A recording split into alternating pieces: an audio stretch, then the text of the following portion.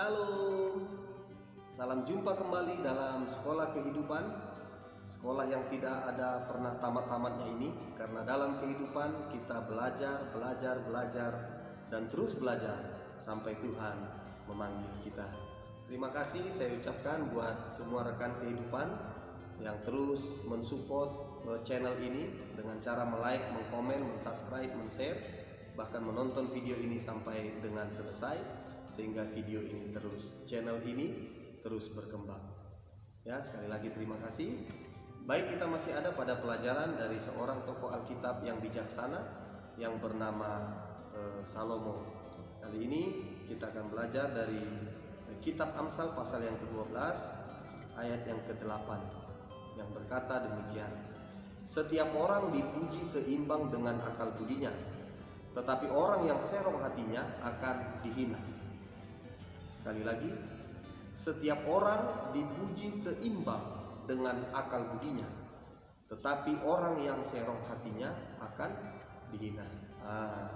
Ini pelajaran kehidupan ini.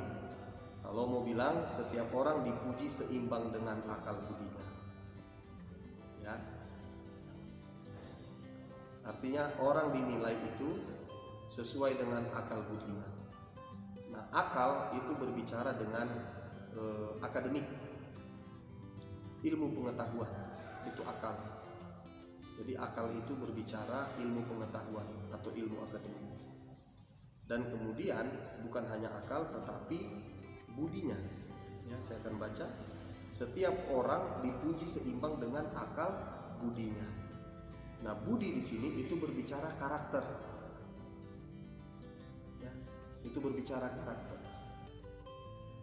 Nah, artinya apa? Akal budi ini harus sejalan, harus satu paket, nggak boleh terpisah-pisah. Akal budi, ya. Kalau dia terpisah, coba bayangkan orang pintar, seorang intelektual, tapi kalau karakternya bobrok, budi pekertinya tidak ada. Pintar dia, tapi karakternya bobrok. Pintar dia, pandai dia, tapi pintarnya itu pandai untuk korupsi. Nah, ini kan bobrok secara intelektual, secara akademik. Titelnya SE, titelnya SH, titelnya MBA, MSI, banyak titel-titel kepala daerah yang korupsi itu yang masuk ditangkap KPK. Secara akal, secara ilmu akademik hebat ini. Nah, tetapi kembali ke budi pekerti, kembali ke karakternya jelek. Nah, karenanya ya, Salomo berkata setiap orang dipuji seimbang dengan akal budinya. Jadi antara intelektual, ya, ilmu akademik dengan karakter itu harus seimbang, bos. Harus seimbang. Ya. Kalau kita orang yang bertitel, hendaklah karakter kita itu karakter yang bertitel juga.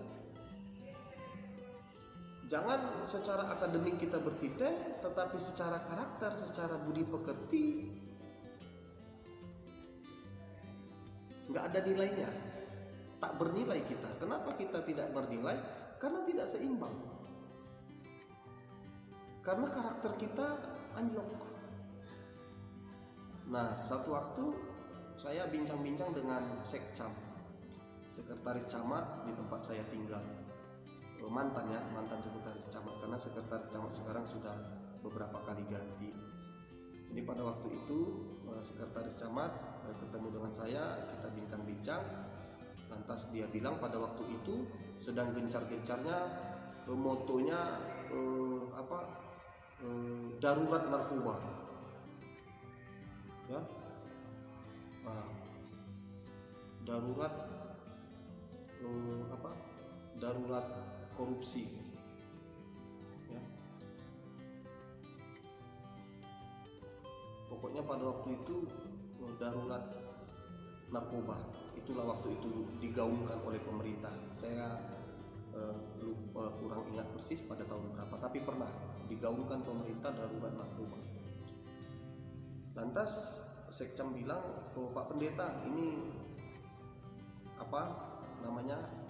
darurat narkoba ini tolong Pak disampaikan ketika Bapak selesai berkhotbah, Bapak kasihlah kata-kata himbauan kepada jemaat ya, supaya mengontrol anak-anaknya biar terhindar dari narkoba, karena kita ini sedang darurat narkoba katanya. Lantas saya bilang sama Pak Sekcam, baik Pak Sekcam, itu saya akan lakukan.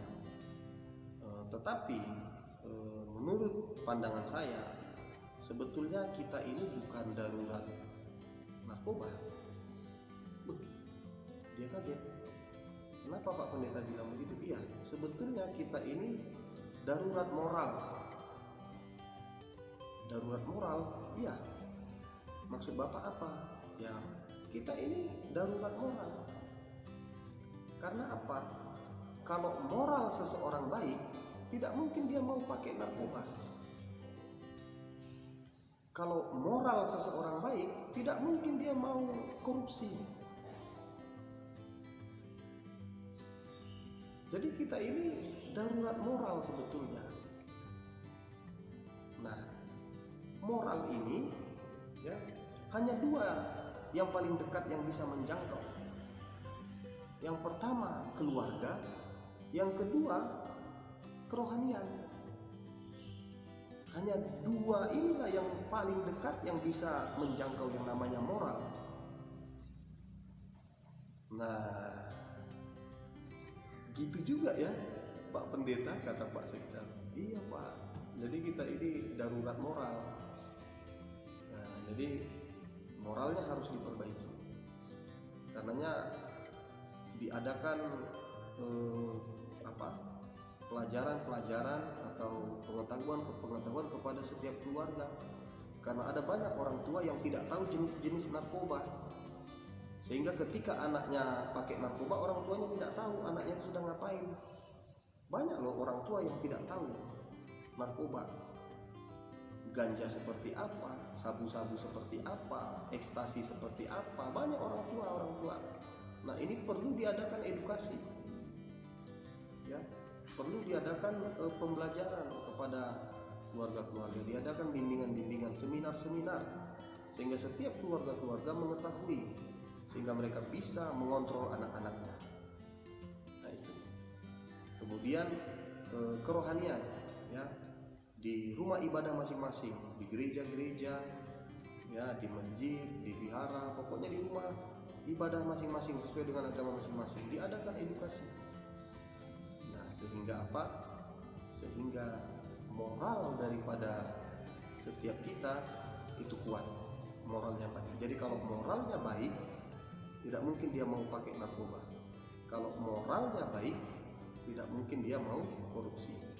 Tapi kalau moralnya jelek, nah ini dia. Sekalipun titel sekolahnya atau titel pendidikannya sampai S1, S2, S3, S4, tapi kalau moralnya jelek, ya nggak ada juga gunanya. Ya. KPK bilang 90% koruptor itu bertitel. Ada wali kota, ada gubernur, ada kepala dinas, bahkan ada menteri, ya, bertitel. Yang koruptor itu bertitel. Bertitel tetapi tidak berkarakter. Nah, karakternya jelek. Ya, karenanya pelajaran kehidupan kali ini, setiap orang dipuji seimbang dengan akal budinya, tetapi orang yang serong hatinya akan dihina. Nah, serong hatinya itu berbicara karakternya buruk, ya dia pasti dihina. Ketika ada seorang kepala daerah ketangkep, maka yang menanggung hinaan itu bukan hanya dirinya, istrinya akan menanggung hinaan. Bukan hanya istrinya, anak-anaknya, bukan hanya anak-anaknya, saudaranya, mereka akan menanggung hinaan. Allah, kalian bisa beli mobil hasil korupsi kok. Allah, kalian bisa beli kebun, kalian bisa bangun rumah lantai 2, lantai 3 hasil korupsi kok. apa itulah akan dihina. Kenapa dihina? Itu tadi tidak seimbang antara akal dan budi pekerti. Dan orang yang berkarakter baik, orang yang bermoral baik, tidak akan melakukan hal-hal yang jelek. Ya, itulah pelajaran kehidupan kali ini. Biarlah kita melalui pelajaran ini semakin bisa membawa diri kita sedemikian rupa sehingga kita menjadi pribadi yang memiliki akal dan budi kita seimbang, sehingga hinaan terhindar dari kita. Demikian pelajaran kehidupan kali ini. Tuhan Yesus memberkati. Shalom.